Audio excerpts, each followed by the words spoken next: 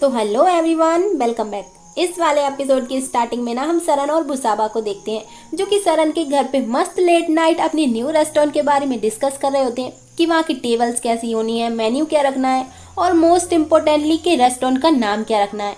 तो बुसाबा सरन को सजेस्ट कर दिया कि मैंने सोचा था कि जब मेरा खुद का रेस्टोरेंट होगा ना तब मैं उसका नाम रखूंगी रन बुसाबा। तो सरन उसे कहता है कि क्या रन बुसाबा, एंड वो उसके सर पे जोर से मारते हुए उसे कहता है कि तुम्हारा दिमाग ना पुराना हो चुका है। तो बुसाबा उसे कहती है कि मैं तुमसे उम्र में बड़ी हूँ ना, so give me some respect, okay.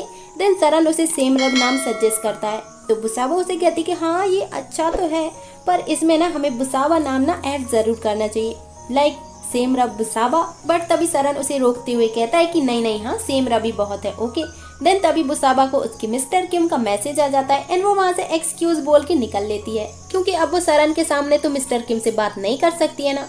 लेकिन सरन समझ जरूर जाता है कि पक्का कुछ तो गड़बड़ जरूर है एंड वो बुसाबा के पीछे जाता है और उसे देखने लगता है कि ये किससे बात कर रही है। और वो सडनली बुसाबा के पास जाता है और उसे एकदम से शॉक करते हुए उसे क्वेश्चन करता है कि तुम अभी किससे बात कर रही हो। हाँ, तो बुसाबा तो एकदम डरी जाती है एंड वो जल्दी से अपना फोन छिपाने लगती है। तो सरन बुसाबा की टांग खींचते हुए उसे कहता है कि अरे उस दिन तो तुम बड़ा दहाड़े मार मार के रोए जा रही थी क्योंकि किसी ने तुम्हें डंप कर दिया था और इतनी जल्दी तुमने न्यू बॉयफ्रेंड भी ढूंढ लिया। हाँ अच्छा, तुम किससे बात कर रही हो, हाँ, और इसे तुम कितने टाइम से जानती हो। और वो बुसाबा को क्वेश्चंस करने लगता है। तो बुसाबा उसे कहती है कि नहीं नहीं, हम बस कैजुअली बातें करते हैं और वैसे भी तुम्हें इससे क्या मतलब। तो सरन जल्दी से बुसाबा का फोन छीन कर देखने लगता है कि बुसाबा किससे बात कर रही थी एंड वो उसे कहता है कि क्या तुम इस डेटिंग ऐप को यूज करती हो। तो बुसाबा उसे कहती है कि नहीं नहीं, हम बस फ्रेंड्स हैं एंड वो अपना फोन वापस लेने लगती है, पर सरन कहाँ देने वाला था। और वो उसे कहता है कि अच्छा, तो आजकल डेटिंग ऐप से फ्रेंडशिप भी होने लगी है। एंड वो उसे कहता है कि तुम ये सब कब से कर रही हो। हाँ, but to the point is कि ये हमारे काम को ना इफेक्ट करने वाला है और डोंट फॉरगेट कि हमारे पास ज्यादा टाइम नहीं है, क्योंकि उसे तो भाई अपने रेस्टोरेंट की जो पड़ी है। तो बुसाबा उसे कहती है कि नहीं, mister Kim is a good person, क्योंकि वो एक डॉक्टर है। तो सरन उसे कहता है कि तुम्हें कैसे पता। हाँ, और वो सभी लड़कियों को ही ऐसे झूठ बोलता होगा और तुम थोड़े ना उसे देख कर आई हो कि वो क्या करता है एंड क्या नहीं, एंड आई थिंक कि तुम्हें ना इससे बात करना बंद ही कर देना चाहिए।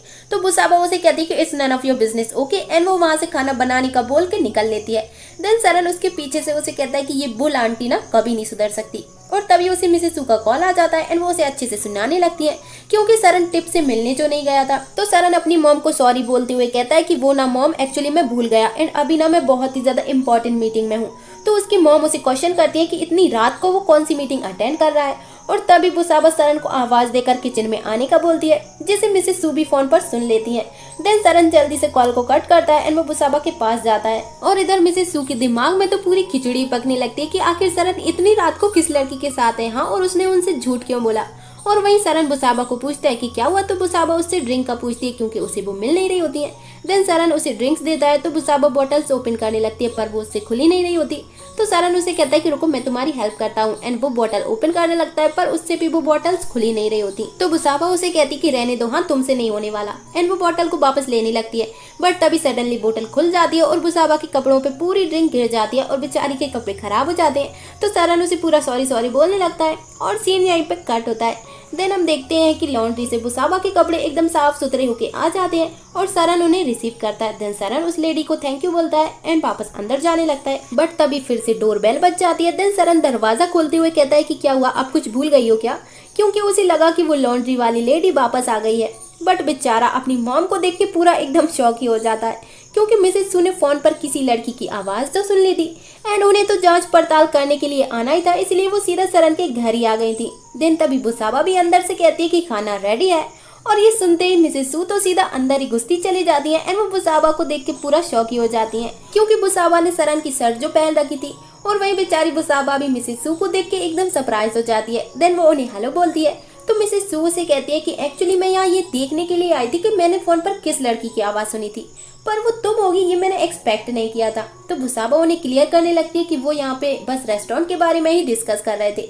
बट मिसेस सू को इस पे कहाँ बिलीव होने वाला था एंड वो उसे कहती है कि ओह, तब तो तुम्हें बातें करने में बहुत मजा आ रहा होगा ना, तभी तो तुम इतनी लेट नाइट तक यहाँ पे रुकी हुई हो। हाँ, तो बुसाबा उन्हें कहती कि नहीं नहीं, बस हम ना बस डिनर करके यहाँ से मैं जाने ही वाली थी, लेकिन सडनली ना वो मिस्टर सरन से गलती से मेरी शर्ट खराब हो गई और ये जो शर्ट मैंने अभी पहन रखी है ना वो भी मिस्टर सरन की ही है। तो ये सुन के मिसेस सू भी एकदम शॉक हो जाती है एंड वो सरन की तरफ देखने लगती है कि आखिर सरन ने ऐसा क्या कर दिया जिससे बुसाबा के कपड़े खराब हो गए। और वहीं बेचारा सरन भी बुसाबा की तरफ देखे जा रहा होता है कि आखिर ये बुल आंटी क्या बोले जा रही है यहाँ, एंड उसे समझ ही नहीं आ रहा होता कि वो कैसे इस सिचुएशन को हैंडल करे। देन वो बुसाबा को उसकी शर्ट देता है एंड उसे जल्दी से अंदर जाके चेंज करने का बोल रहा होता है, पर बुसाबा उसे कहती कि नहीं नहीं, पहले ना मुझे मिसेस सू को अच्छे से एक्सप्लेन करना चाहिए, अदरवाइज वो मुझे मिसअंडरस्टैंड कर लेंगी। तो सरन उसे धीरे से कहता है कि मुझे ऑलरेडी पता है हाँ, बट अभी ना तुम पहले अंदर जाके अपने कपड़े चेंज कर लो। देन बुसाबा भी रूम में चली जाती है और सरन की मॉम उसे क्वेश्चन करती है कि ये सब कुछ क्या चल रहा है यहाँ। तो सरन उन्हें कहता है कि मॉम वो ना जो भी बुसाबा ने कहा है ना वो सच है, हम ना यहाँ पे बस काम की बातें ही कर रहे थे। तो मिसेस सू उसे कहती है कि अच्छा ठीक है, मैं बिलीव कर लेती हूँ, पर अब से ना बुसाबा यहाँ तुम्हारे घर पे नहीं आएगी, क्योंकि मैं नहीं चाहती कि टिप को ये पता चले, और अगर उसे ये पता चला ना तो वो तुम्हारे बारे में क्या सोचेगी हाँ, और तुम उसे कैसे एक्सप्लेन करोगी कि तुम्हारा और बुसाबा का कोई रिलेशन नहीं है, क्योंकि वो एक अच्छी और सिंसियर लड़की है। देन तभी सरन भी फटाक से अपना दिमाग चलाता है एंड वो उन्हें कहता है कि मॉम अब आपको ना परेशान होने की कोई जरूरत नहीं है, क्योंकि मैंने पहले ही एक अच्छी और सिंसियर लड़की को डेट करना स्टार्ट कर दिया है और वो है बुसाबा।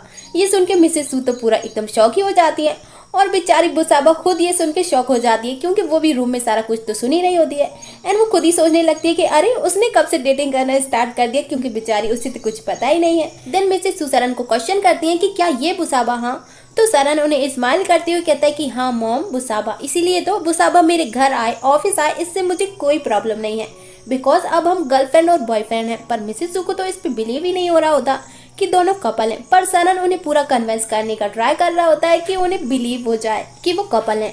देन वो उन्हें कहता है कि तभी तो मैंने बुसाबा को चंगतन रेस्टोरेंट में जॉब दी है, क्योंकि वो मेरी गर्लफ्रेंड है। देन बुसाबा फटाक से दरवाजा खोल दिया एंड सरन को जल्दी से अपनी हेल्प के लिए अंदर बुलाती है, क्योंकि बेचारी वो भी तो सरन से पूछना चाहती है कि आखिर उन दोनों ने डेटिंग कब करना स्टार्ट की।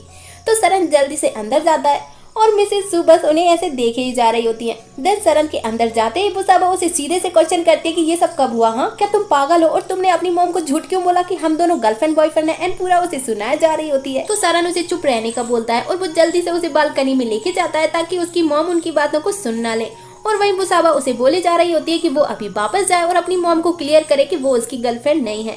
देन सरन उसे समझाने लगता है कि देखो अगर मैं ऐसा नहीं करता ना तो मेरी मॉम मुझे रोज न्यू ब्लाइंड डेट पर सेट कर दी और नई नई लड़कियों से मिलवाती रहती। तो बुसाबा उसे चिल्लाती हुई कहती कि वो तुम्हारी प्रॉब्लम है, मेरी नहीं।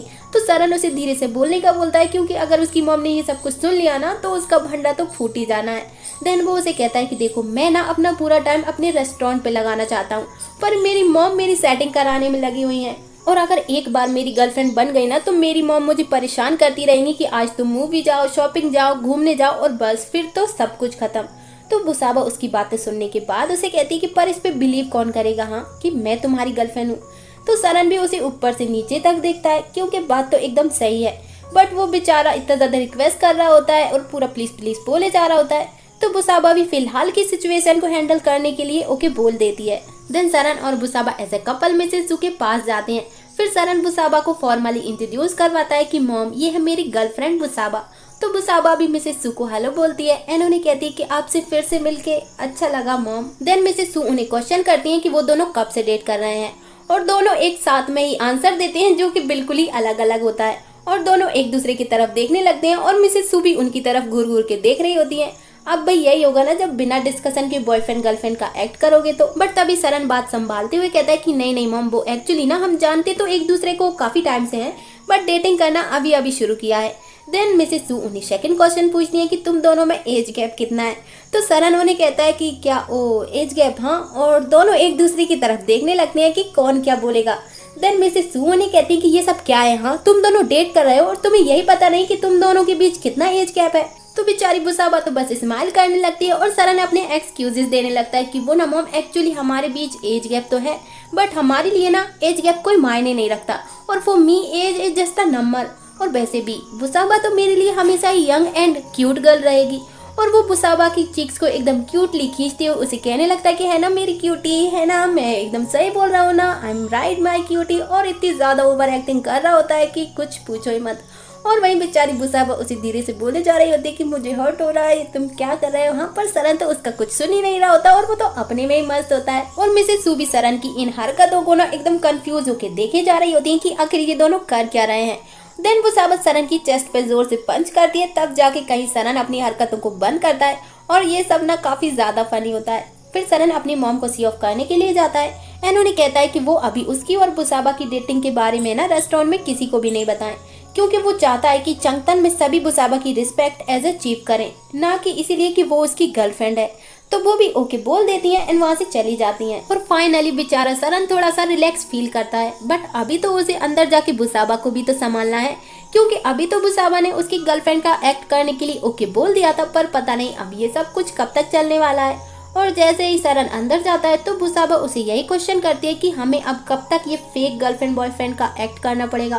तो सरन उसे कहता है कि बस जब तक हमारा रेस्टोरेंट नहीं खुल जाता, बस 5 महीने। ये सुन के बुसाबा उसे एकदम शॉक होकर क्वेश्चन करती है कि क्या 5 महीने, ये तो बहुत ज्यादा होते हैं।